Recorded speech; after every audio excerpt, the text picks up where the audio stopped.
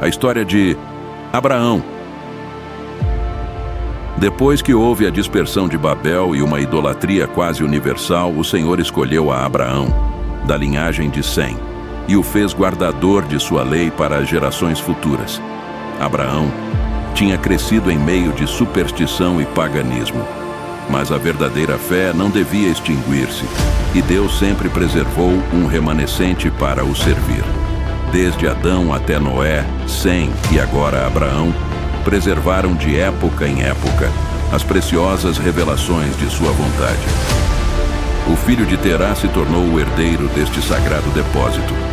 Veio a Abraão a mensagem de Deus: sai-te da tua terra, da casa de teu pai, e vai para a terra que eu te mostrarei. Gênesis 12, verso 1. Farei de você uma grande nação, engrandecerei o teu nome, e tu serás uma bênção.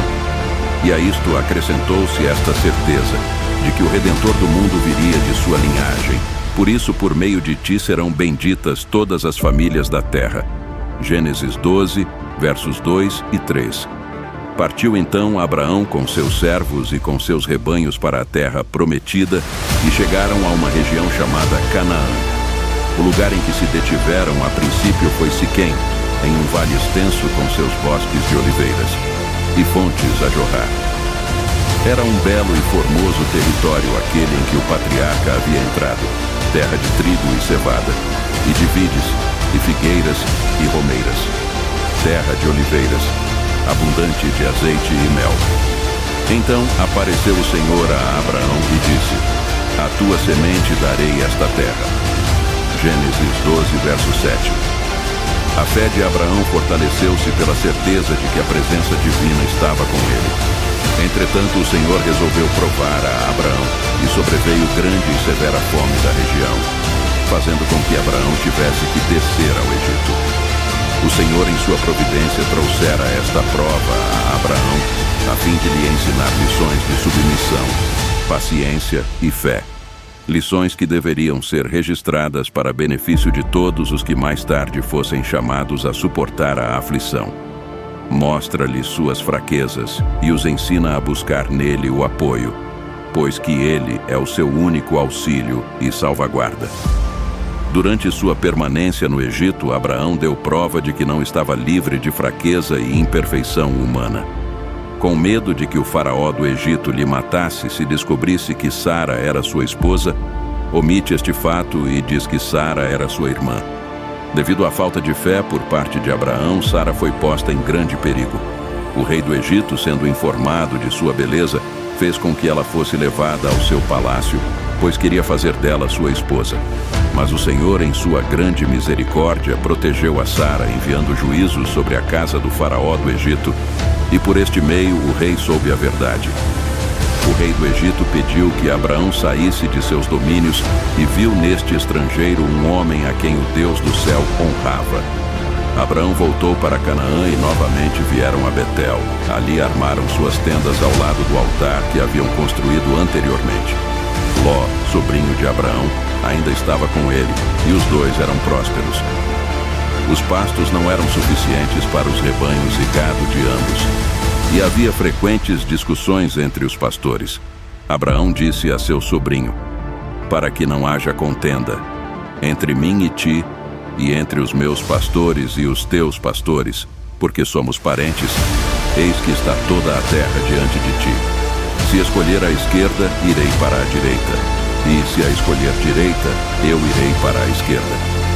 Embora Ló devesse a prosperidade à sua conexão com Abraão, não manifestou gratidão ao seu tio. Ele poderia ter oferecido a cortesia com seu tio e o deixado escolher primeiro, mas, em lugar disso, esforçou-se egoístamente por tomar todas as vantagens. A Bíblia diz que Ló levantou os seus olhos e viu toda a campina do Jordão, a região mais fértil da Palestina. Cada um seguiu seu caminho.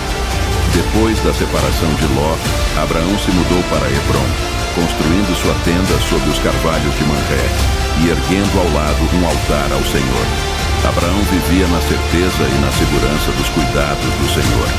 Em uma visão da noite, ouviu de novo a voz divina dizendo: não temas, eu sou o teu escudo, o teu grandíssimo galardão. Mesmo com essa promessa, o servo de Deus ainda era consumido pelas incertezas. Em suas lutas internas, ora a Deus, pedindo uma prova palpável do cumprimento da promessa de lhe dar um filho herdeiro, o filho da promessa. Nessa ânsia da realização, Abraão propôs fazer de seu fiel servo Eliezer seu filho adotivo e herdeiro de suas posses.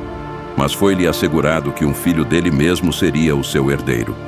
Levado para fora de sua tenda, foi-lhe dito que olhasse para as incontáveis estrelas dos céus. E fazendo ele isto, foram proferidas estas palavras: assim será a tua semente. Gênesis 15, verso 5. Creu Abraão em Deus, e isso lhe foi imputado como justiça. Romanos capítulo 4, verso 3. Quando Abraão tinha estado quase 25 anos em Canaã, o Senhor lhe apareceu novamente. O Senhor muda seu nome, que de agora em diante tem o significado de pai de uma grande multidão. Muda também o nome de sua esposa, que passa a se chamar Sara, que significa princesa, mãe das nações e reis sairão de seu ventre. Na hora de maior calor de um dia, o patriarca estava assentado à porta de sua tenda, quando viu à distância 3 viajantes aproximando-se. Antes que chegassem à sua tenda, os estranhos pararam, como que consultando a respeito de seu caminho. Sem esperar que pedissem qualquer favor, Abraão levantou-se rápido e, quando aparentemente estavam a tomar outra direção, foi apressado após eles. E com a maior cortesia insistiu que parassem um pouco para uma merenda. Abraão tinha honrado a Deus, e o Senhor o honrou, dando-lhe parte em seus conselhos e revelando-lhe seus propósitos. O Senhor informou a Abraão os delitos e pecados cometidos em Sodoma e Gomorra. Antes de trazer o juízo sobre os transgressores, ele próprio iria proceder a um exame de sua conduta. Se não houvessem passado os limites da misericórdia divina, concederia tempo para que eles se arrependessem. Abraão pleiteou pelos habitantes de Sodoma, achegou-se ao mensageiro celeste e instou fervorosamente com a sua petição. Abraão julgava que naquela populosa cidade deveria haver outros adoradores do verdadeiro Deus, além de seu sobrinho Ló. O espírito de Abraão era o espírito de Cristo. O Filho de Deus é o grande intercessor em favor do pecador. Aquele que pagou o preço pela redenção da alma humana sabe o valor de uma alma. Como a mais bela entre as cidades do Vale do Jordão, achava-se Sodoma, situada em uma planície que era fértil e bela. A profusão que reinava por toda parte deu origem ao luxo e ao orgulho. O amor ao prazer era favorecido pela riqueza e lazer, e o povo entregou-se à satisfação sensual, e havia regozijo e orgia, banquetes e bebedice. As mais vis e brutais paixões não eram refreadas. O povo desafiava abertamente a Deus e a sua lei, e deleitava-se em ações de violência. E agora, a última noite de Sodoma estava a aproximar-se. Já as nuvens da vingança lançavam a sombra sobre a cidade condenada. Os homens, porém, não o perceberam. Enquanto anjos se aproximavam em sua missão de destruição, homens sonhavam com prosperidade e prazer. O último dia foi como todos os outros que tinham vindo e ido. Ao entardecer, 2 estrangeiros se aproximaram da porta da cidade. Eram aparentemente viajantes vindo para pernoitarem. Ninguém poderia discernir naqueles humildes viajantes os poderosos arautos do juízo divino. E mal sonhava a multidão alegre e descuidada que, em seu tratamento a esses mensageiros celestiais naquela mesma noite, atingiriam o auge do crime que condenou sua orgulhosa cidade.